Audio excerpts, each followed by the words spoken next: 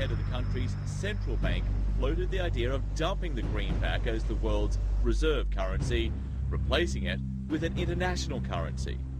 Thousands of people gathered to hear Barack Obama deliver key foreign policy speech on his current European tour.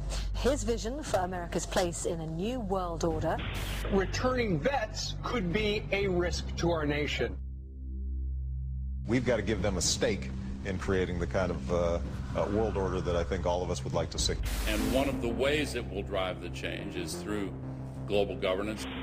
I think a new world order is emerging. This is a hoax and a scam which is designed to transfer wealth and power from the private sector to the government sector and from the government of the United States to a world government.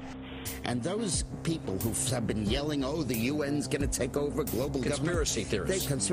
They've been crazy, but now they're right. And who got the money? Hundreds and hundreds of banks. Any bank or that has access to the U.S. Federal Reserve's discount. Tell us who they are. No. You know, financial terrorism. They have the ability to tweak the knob. I am proposing that the Federal Reserve be granted new authority. The ultimate goal of the carbon tax and the cap and trade is to destroy production. This energy tax is the largest tax increase in American history. We're actually creating a global warming police. So number one, they can come in, the federal government can come in and inspect your house and send you the bill. We're setting up a global warming Gestapo. And one of the things that if you talk to our generals, they are desperate for is a civilian counterpart to our military forces. I am fierce. And this is what I wear. Senator Barack Obama's presidential campaign is asking Missouri law enforcement to target anyone who lies or runs a misleading television ad. I've now been in 57 states. I think one left to go. The president, when he was in Europe last week, he met with the King of Saudi Arabia. He appeared to bow. President Obama today proposed something new, something called prolonged detention. Pre-crime is where people are arrested and incarcerated to prevent crimes that they have not yet committed.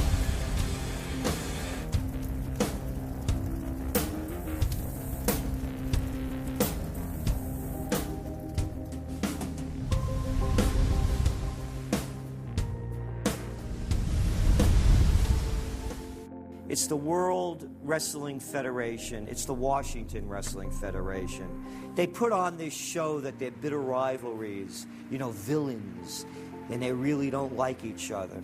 But behind closed doors, they buddy up for a drink and make deals. Both the Republican and Democratic parties are owned by the same global elites. And on issues that matter to those global elites, they act as one. They've wrapped themselves in the American flag, and they've talked about preserving American heritage and principles, and all the while they're working to merge us into a new world order where our sovereignty will be destroyed. We'll lose all connection with our American heritage. With Bush, you knew exactly what you were getting. It was there was no iron fist in a velvet glove. It was just the iron fist. Whereas with Obama, you've got the velvet glove and the iron fist. You know, a very sharp guy, very smooth, knows exactly what he's doing. For that reason, far more dangerous than Bush. Well, at the end of last year, I was willing to give Obama the benefit of the doubt. I thought it was premature to write this guy off. But now that he's been in office for a while, it's obvious that he is very tight with the Goldman Sachs and J.P. Morgan's on Wall Street, and he is extremely compliant and pliant to the wishes of the large banks, going back to what we saw with Robert Rubin under the Clinton administration, changing laws in favor of the banks, and he's not doing anything to stop the banks. He's helping the banks continue to do what they were doing under Bush. So, in fact, he's just a continuation of Bush on the subject of markets and finance, which is the most important part of his policy right now. People who voted for Obama wanted real change, and are getting platitudes, are getting a lot of nice talk, but nothing in the way of concrete change is taking place. In this town, business as usual. There's one puppet master that controls the left, and there's the same puppet master controls the right. They control the Republican Party, and they control the Democratic Party. This is not a party issue. This is not a left-right issue. The question is, who should government serve? And it should serve the people. In fact, government is just a tool of the dominant minority that uses economics and government law to enforce upon the public various mandates. The right-left paradigm in the U.S. and in U.S. politics is taken directly from the commercial world and the corporate world. In the business world, you have Coke, Pepsi. You have McDonald's, Burger King. You've got AT&T and Verizon. You've got duopolies. And a duopoly gives the illusion of there being some competition and some choice. And it looks a little bit better than a monopoly. So, for example, in Communist Russia, if they had Communist Russia Red and Communist Russia Chartreuse, there would have been the illusion of choice and something akin to democracy in Russia. But they simply said, forget it, we're just going to go with red. In the U.S., they have this left-right paradigm, which, unfortunately, it doesn't take them out of the hard, cold fact that there is no choice. There's no social justice. There's only one choice, which is to supply more rent to the rent seekers who have now taken the whole system hostage. We've seen the limitations on government whittled away. We have seen this erosion to the point where today it seems like nobody does care. And right now in Washington, D.C., we have seen a fall of the republic. If the United States doesn't have its Bill of Rights and Constitution, it doesn't exist anymore. It's just more real estate, more dirt.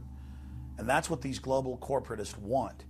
They want to completely dismantle the Bill of Rights and Constitution, and they're doing that right now. This is the fall of the republic. Our nation is dying. We, the people that live in this fine country, need to stand up, get involved, and take the system back. It's the Bill of Rights and Constitution that we owe allegiance to, not to a political party, and not to politicians that wrap themselves in the red, white, and blue, while at the same time they destroy everything that sacred flag stands for. So in the old days, you used to have this globe that with 180 some odd countries, and a few of those countries had a lot of power, like the Soviet Union, the United Kingdom, and the United States at various times. But today, you might better look at that globe and say that it's surrounded by huge clouds swirling around the planet. They know no national boundaries. They don't follow any specific sets of laws, and these are the big corporations. They basically control politicians around the world because they have all the money, and politicians always need money to get elected or to run their governments if they're not democratically elected politicians. They control the mainstream press, either through outright ownership or advertising budgets. They have massive amounts of lobbyists in Washington that have tremendous influence on our president and Congress. And they really are calling the shots. They form partnerships with the Chinese and the Taiwanese and the Tibetans, or with the Israelis and Arab nations, with Brazilians and Indians, with whatever country and whatever group of people has resources that they covet. And so for the first time in history, we really have this new form of an empire. Barack Obama is a puppet of the New World Order to bring in a World Bank, to destroy the economy of this country, and to bring in global governance. And no matter how likable the fellow is, we as citizens of this country need to stand up and say no. We have to stand up to preserve a republic here and a rule of law, which is under dire threat.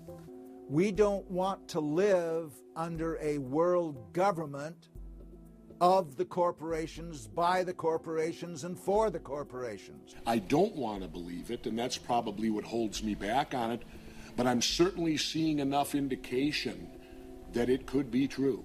Absolutely.